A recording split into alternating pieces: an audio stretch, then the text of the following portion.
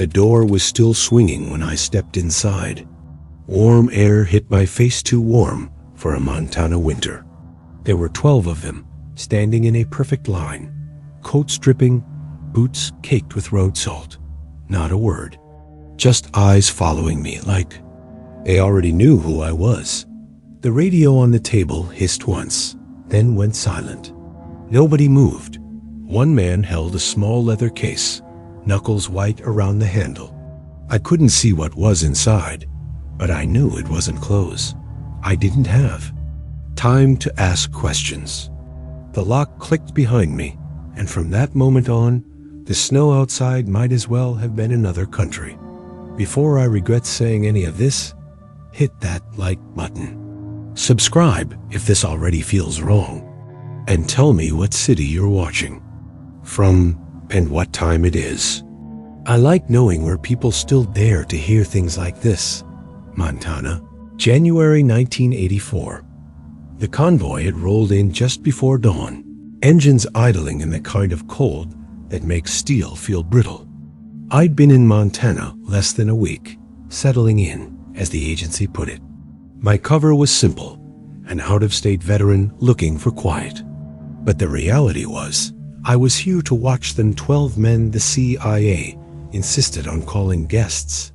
The first night, I stood on my porch and watched their assigned houses from a distance. The street looked like something out of a postcard. Neat fences, plowed roads, smoke curling from chimneys. But the snow never seemed to melt here. Locals said it was the altitude. I knew better. It was the cold of an arrangement. Nobody spoke. About each man arrived with a sealed dossier. No names on the covers, just numbers. Their families met them at the door, women I recognized from training rotations. Men who'd never seen a kitchen before pretending to be husbands. Even the kids were part of the act, recruited for the role and paid in ways they'd never understand until much later. My job that week was integration. Walk them through the town's only store, show them where the church was, teach them the unwritten rule. You don't cross the old bridge without permission. Nobody asked why. Nobody dared. One afternoon, I escorted 2 of them to the supply shed near the edge of town. It was just a big barn with padlocks, but it had something else, heat, faint and steady, coming from beneath the floorboards.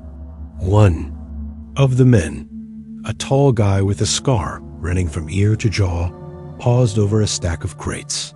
His gloved hand rested there for a moment too long. "What's in there?" I asked. He looked at me and at the door. "Nothing we can use," he said in careful English.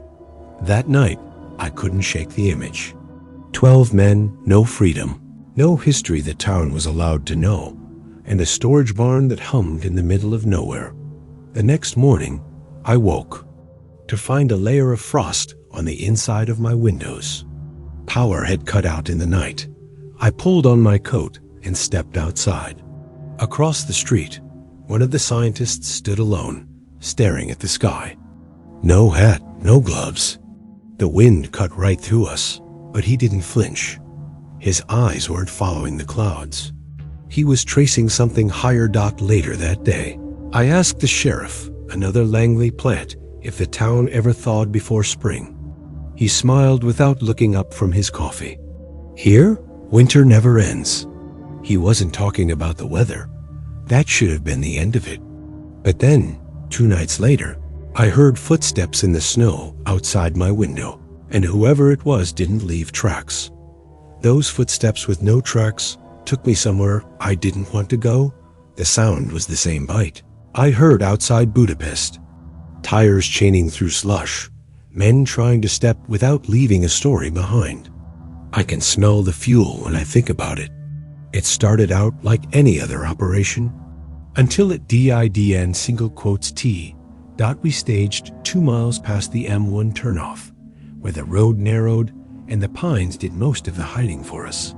No heroics, no lights. My job was simple: ride point, confirm plates, radio the all clear that would never be written down. The convoy was a nondescript bus bracketed by 2 trucks with Hungarian plates that weren't as real as they looked. Inside the bus, 12 men, hands free, eyes forward, a priest's level of silence. Our liaison swore they were volunteers. I've heard worse lies told with better posture. When the bus door folded open, a man in a gray coat stepped down holding a small leather case. Same white knuckles I'd see later in Montana. He didn't look at me. He looked at the ditch as if the ditch might answer a question I couldn't hear. We didn't intercept them with guns. We intercepted them with paperwork. That was the part nobody puts in movies. At the roadside stop, our Hungarian customs. Team boarded with forms and stamps, and the kind of bored tone that makes people obey faster than a pistol. The bus driver played along. He had more to lose than we did. I climbed the steps last and watched the aisle like it might jump. Papers. Our man said in broken Russian. The first scientist handed over a passport printed 2 days earlier in a basement press outside Vienna. I checked the lamination edge with a fingernail. Clean. The second man's document had a tiny ripple by the photo heat bubble.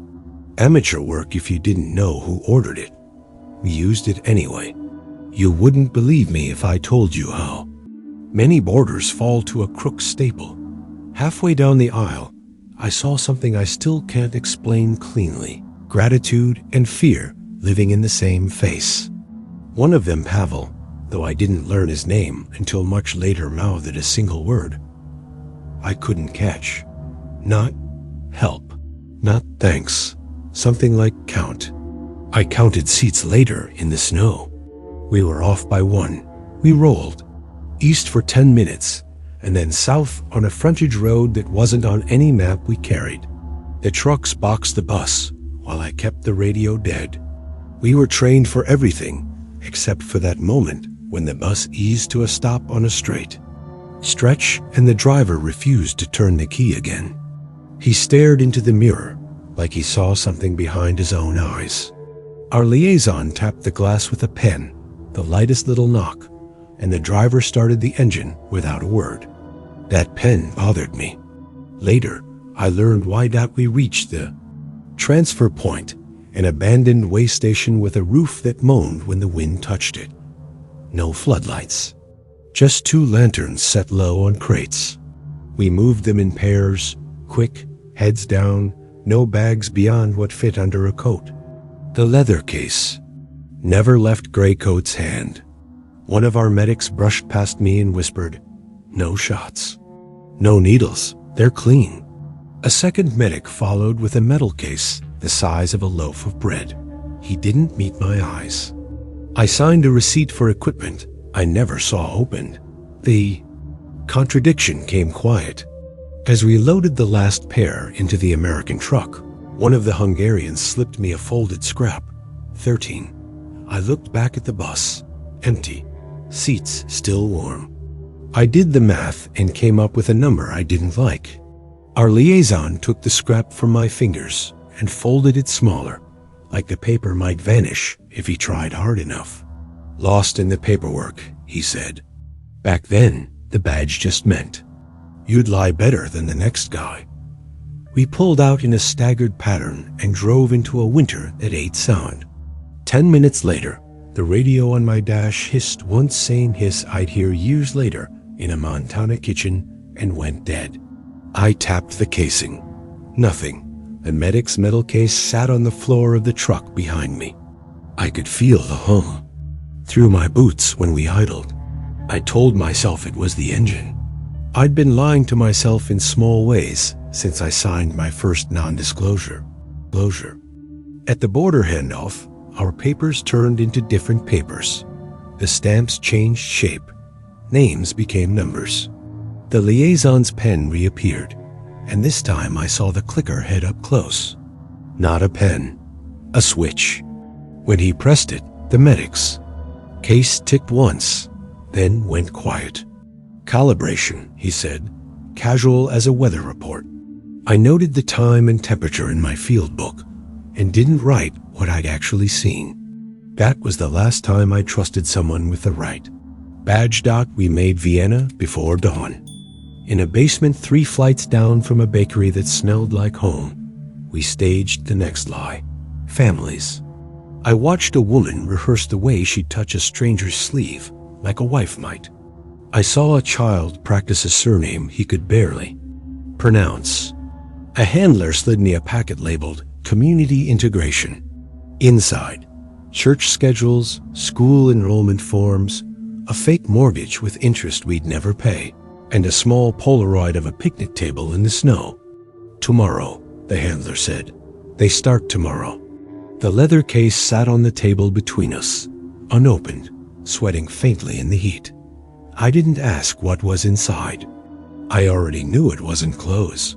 We burned the transit logs that night, but one copy of the family packets showed up years later where it shouldn't have, on a kitchen counter in Montana, under a radio that liked to hiss once before going quiet.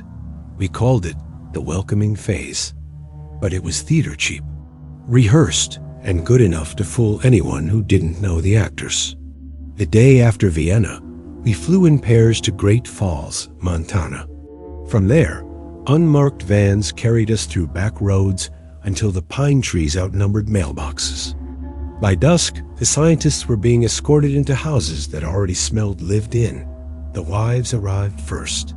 Not real wives agency personnel, with clean covers and enough training to simulate shared history. Some had wedding rings polished. For the role, photos staged in rented apartments overseas, documents thicker than actual marriages. The children were the hardest to watch. Bright-eyed kids taught to call strangers Papa without hesitation. I'd seen deep cover work before, but this was domestic containment. My own role was the neighbor who'd moved back after a stint in the service. My house was 2 doors from Pavel's. From my porch, I could see his kitchen light every night. We spent the first week walking them through the daily script. Breakfast with the family, casual stroll to the store, nod to the sheriff on the corner.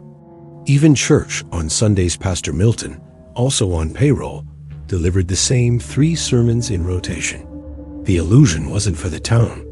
Most residents were agency in one form or another. It was for the scientists themselves. Routine makes a cage invisible. Pavel seemed to catch on fastest. He'd laugh in the right places, play cards with his son, even shovel the walk without being asked.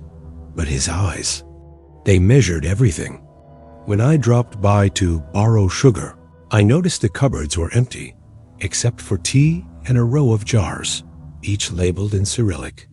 He caught me looking. Spices, he said, smiling without warmth. One evening, a snowstorm pinned us all.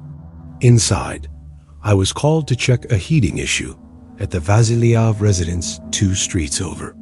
Inside, the living room looked like any other. Plaid couch, family photos, a fake dog bed in the corner. But the fireplace was cold, and the family was huddled in the kitchen, coats still on. An electric heater hummed under the table. The wife explained the furnace was fine. They just didn't want to use it, said it made the walls talk. Back at my place, I wrote the report in the green notebook we used for internal observations. Page 47. Subject avoids central heat claims auditory interference. I never got to finish the sentence. A knock at my door interrupted me. It was one of the other handlers, poker-faced, holding a deck of cards. Game night, he said, no invitation in his tone. Around the table, the air was thick with forced laughter and whiskey burn. The wives played along. The kids were upstairs watching a movie. Halfway through the second hand, a handler across from me leaned in, voice low. They're settling better than expected. Even the ones who know. I didn't ask what no meant. I just folded. Later, walking home, I passed Pavel's house. Through the frost on his window, I saw him alone in the kitchen, hands over something small on the table. When he lifted his head, he was smiling. It wasn't the kind of smile you practice for cover. It was private. The next morning, A package arrived from me no return address. Inside, a single Polaroid of my own living room, taken from just inside the front door. On the back, in block letters, "Nice sugar. I didn't report it. Some things you keep off the record." That should have been the end of it. But 2 nights later, I saw one of the sons walking alone toward the old bridge, and no one stopped him. From a distance, the town looked harmless, 2 rows of houses facing each other, a diner at the corner, and the old bridge stretching over a frozen creek. But the security net here wasn't built on fences or watchtowers. It was in the air, in the wires, in the glances. Every house had its own quirks. Pavel's kitchen window never opened more than 6 inches. The Vasilyev residence had a basement door that locked from the outside. My own place had a phone. That worked fine for local calls, but gave nothing but static if I dialed past county lines. Nobody ever asked the repairman to fix it. We were told to rotate watch shifts casually, never in uniform, never with visible weapons. At night, we walked loops under the guise of late cigarettes or checking the snowplow routes. Every 20 minutes, a car with fogged windows would idle near the bridge, lights off. The driver always smoked, the cherry of his cigarette pulsing. In the dark, like a metronome, the bridge was the unspoken line. Officially, it led to a disused logging road. Unofficially, it was where the tracking perimeter began. Step past it, and the nearest friendly would appear within minutes, offering you a ride back, no questions asked. I only saw one person. Test it. A boy from the Ivanov household, maybe 12, wandering too close one afternoon. By the time I reached the porch, a brown sedan had already pulled up beside him. The boy climbed in without a word, like he'd been trained for this moment. Inside the houses, the control was quieter. The phones clicked once before every call. Radios in kitchens were gifts from the agency, sleek, reliable, and capable of picking up more than AM chatter. Even the clocks seemed coordinated. Every one of them ticked exactly in sync, like the whole town shared a single heartbeat. One night, during my shift, I cut through the alley behind the diner and noticed a faint light in the attic window. It was the safe house we used for equipment. Checks supposed to be empty that week. I climbed the stairs slow, avoiding the creaky boards, and found one of the wives sitting in the dark, headset on, speaking in perfect Russian. She froze when she saw me, then smiled like it was a joke. "Just practicing," she said. The tape recorder on the desk told me otherwise. Back outside, the snow was falling in thick, soundless sheets. My boots left clear prints. But halfway across the lot, I noticed a second set beside mine, fresh and deep, that ended abruptly after 10 steps. No wind had covered them. They just stopped. I kept walking, resisting the urge to look over my shoulder, the deeper I got into this place, the more I realized its defense wasn't built to keep people out. It was designed to make leaving impossible, not by force, but by erasing the very idea of escape. And that was before I saw what Pavel kept hidden under his floorboards. It was during a routine maintenance check that I first heard him say it. Pavel had called in a faulty outlet in his workshop, a windowless back room that smelled faintly of solder and something sharper, like burned paper. I brought my toolkit, knocked twice, and stepped inside. He was crouched over a small table, hands busy with the guts of an old shortwave radio. Wires splayed out like veins, a soldering iron balanced on the edge. He didn't look up. "Won't take long," I said, moving toward the wall. That's when he muttered it, almost to himself, in Russian. "Podarak для Moskvy." A gift from Moscow. I froze, my hand on the socket. Not loud enough to be defiant, not soft enough to be accidental. He caught me hearing it. Our eyes met for a fraction of a second, and then he smiled like a man who just dared you to call his bluff. I finished the repair without a word, signed the maintenance slip, and left. Back at my place, I wrote the phrase in my green notebook, underlined twice. No translation. Not yet. 2 nights later, a comment resurfaced in a different form. I stopped by under the pretext of returning a borrowed snow shovel. He was in the same room, same table, but this time the radio had grown extra coils, a fresh antenna hidden along the floor molding. The leather case from Hungary sat open beside him, filled with neatly folded cloth to disguise the weight of something solid. "You ever fix something that wasn't broken?" he asked suddenly, in English this time. I shrugged, keeping my face neutral. He chuckled. "It's the only way to know if it's yours."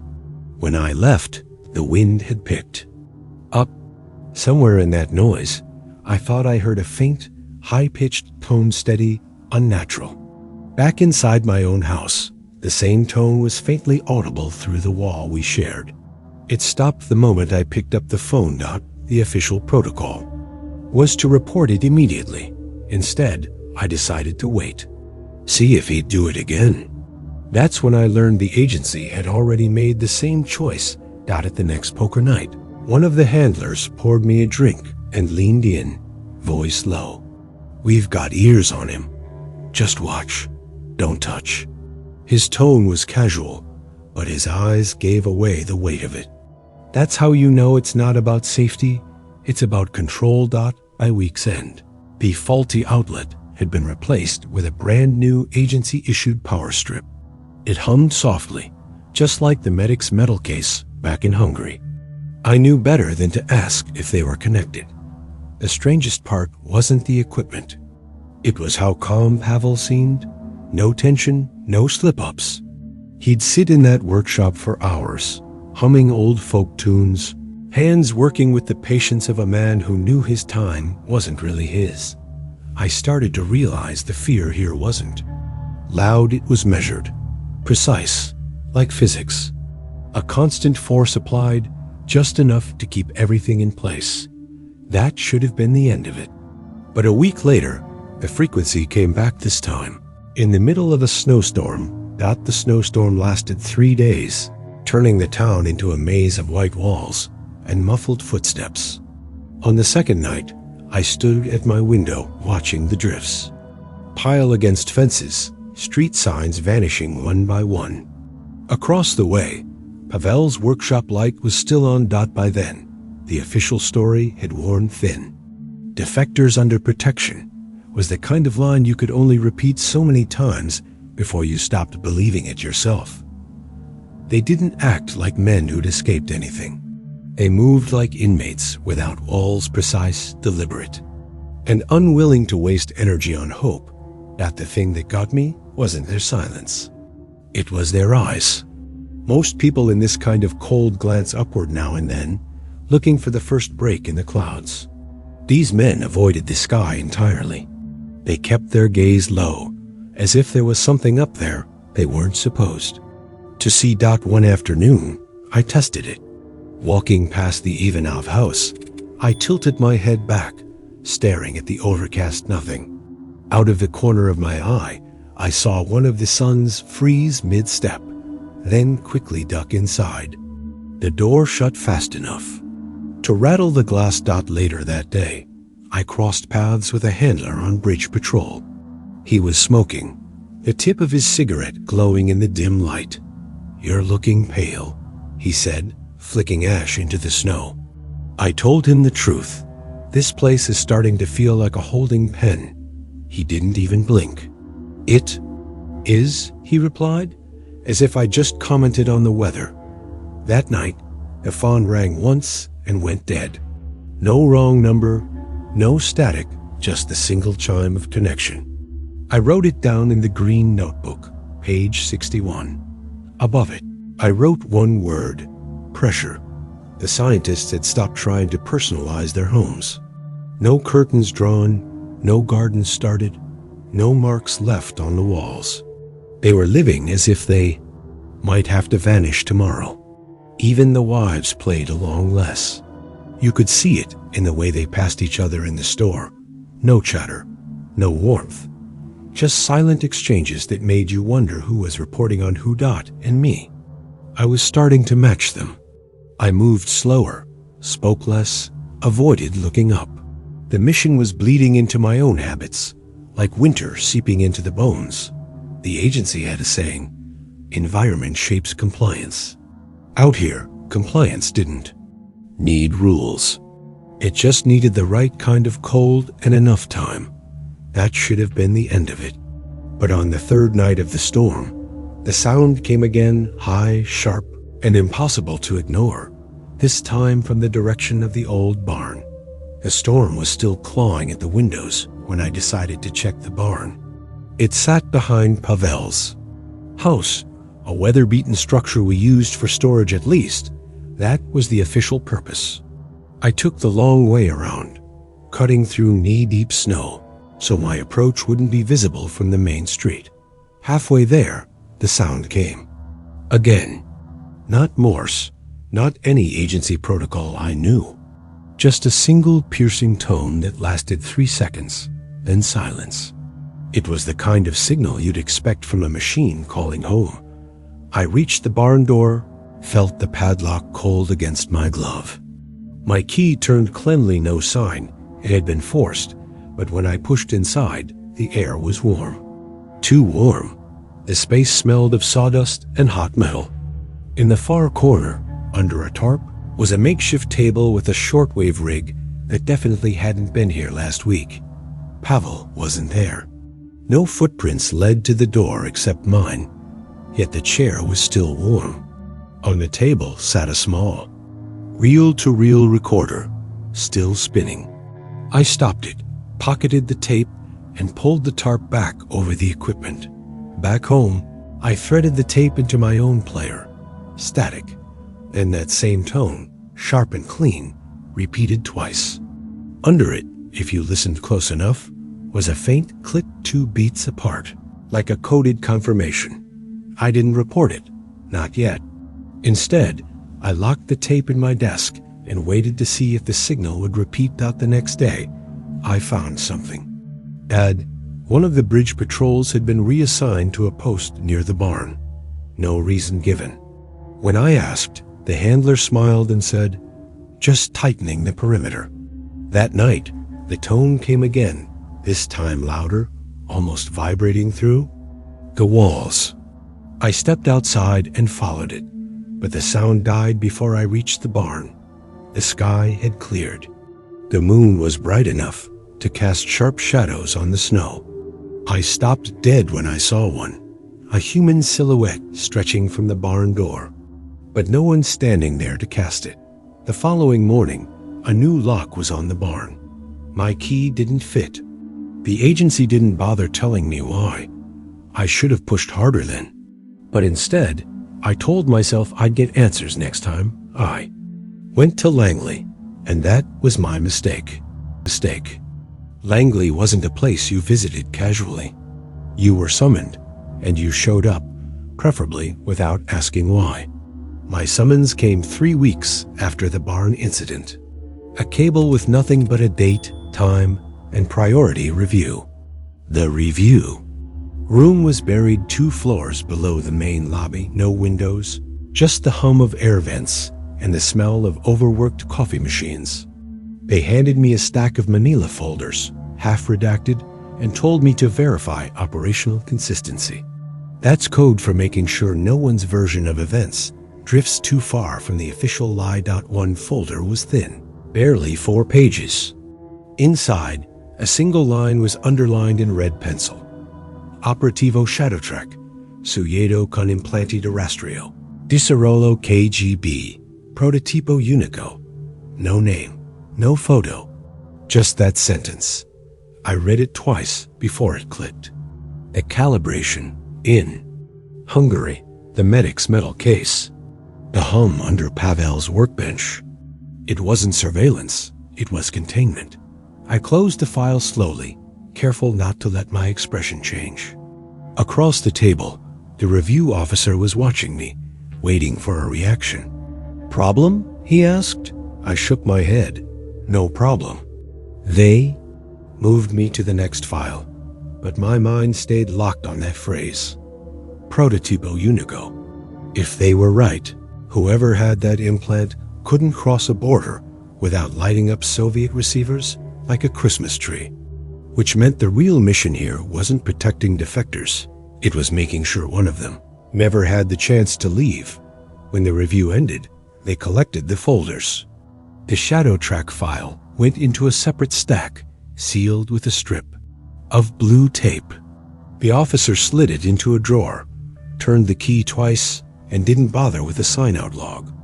That drawer was the kind of place things went to be forgotten on purpose.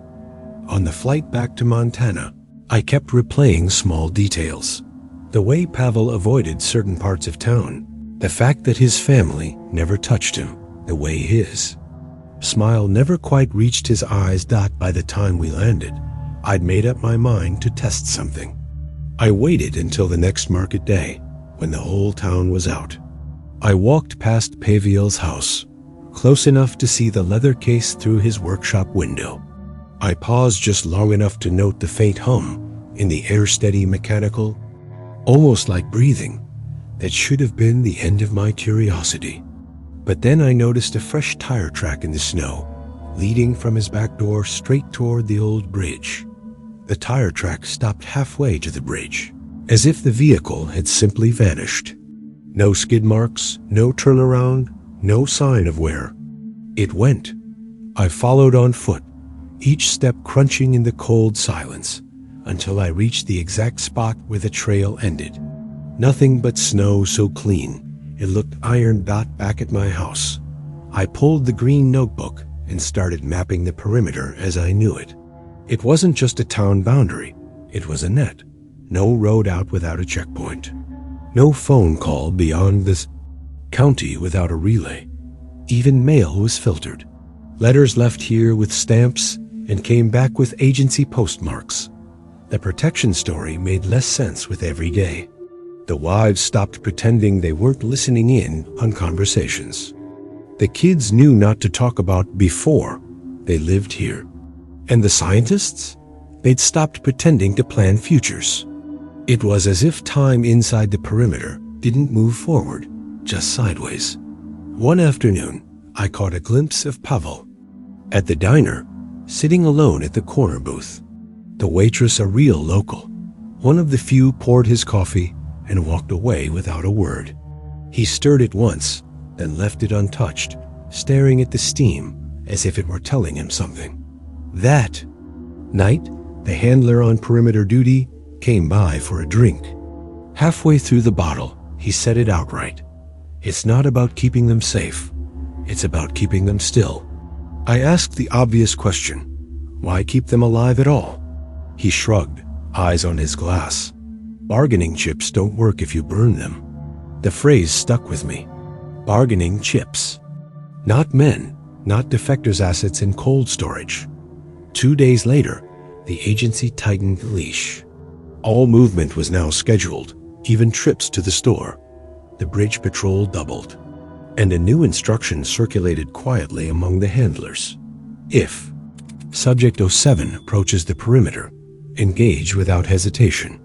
I didn't need a roster to know who 07 was. It was the kind of control that didn't need locks or chains. The air itself carried the weight of it. Step too far, and you didn't just risk getting caught. You risked vanishing in a way no one would admit happened. And then came the night that proved it. It happened on a Thursday, a kind of night when the cold makes your breath feel heavier. We gathered at Miller's house, one of the handlers, for what passed as a social night. Cards, cheap whiskey, a radio humming in the kitchen. The wives laughed in the living room. The kids were upstairs pretending to sleep. We were 5 at the table, 3 handlers, a surveillance tech, and me. The game moved slow. No one was in a hurry to win. Halfway through the second bottle, Miller leaned back, loosened his tie, and said something that froze the room. You ever wonder, he began, eyes on his cards, what it feels like to put something in a man that changes the way he walks? No one answered. The tech kept shuffling like he hadn't heard. Miller didn't stop. Hungary, winter of '84. We had a little insurance policy to install before the convoy rolled. He tossed a chip into the pot and looked straight at me. Takes a steady hand and a pen that isn't really a pen. The image slammed into place, the liaison's clicker in the convoy, the hum from the medic's case, the underlined phrase in the shadow track file. I kept my face flat, but my pulse was louder than the radio. The tech finally spoke, voice dry. "You talk too much when you drink." Miller smirked. "Doesn't matter. None of us are leaving this place anyway." The rest of the night went. Through the motions bets, folds, the clink of glasses, but the air was wrong. Every laugh felt forced. When I left, Miller's parting words followed me out the door. "Don't worry, he won't feel a thing." Back home, I sat in the dark and thought about Pavel's calm, about the way he never crossed certain lines. In town, if Miller was telling the truth, then Pavel's whole life here was a containment protocol disguised as protection. And the real betrayal hadn't come from Moscow. It had been baked into the mission from the moment we took him. That should have been the end of the night. But when I looked out my window, Miller was standing across the street, cigarette glowing, watching my house until the last light went out. It was a Sunday morning, brittle cold, the kind where the snow crunches like glass under your boots. Stepped outside for coffee at the diner and noticed something off one of the houses on Maple Row. Had no smoke coming from its chimney. No footprints on the porch. No tire tracks out front. It was Dr. Sokolov's place subject, 03. His family was gone too. Curtains drawn, mailbox empty. In a town like this, absence was louder than noise. I walked over, more out of habit than protocol. The front door was unlocked. Inside, the air was stale, heat turned off. The table was bare, except for a single coffee cup, still half full, the surface frozen over. Upstairs, the beds were made, closets empty. Even the staged family photos were gone. I called it in, using the local line. The response was immediate: 2 sedans, 3 handlers, no sirens. They moved through the house like they were following a script. 10 minutes later, one of them stepped outside and lit a cigarette.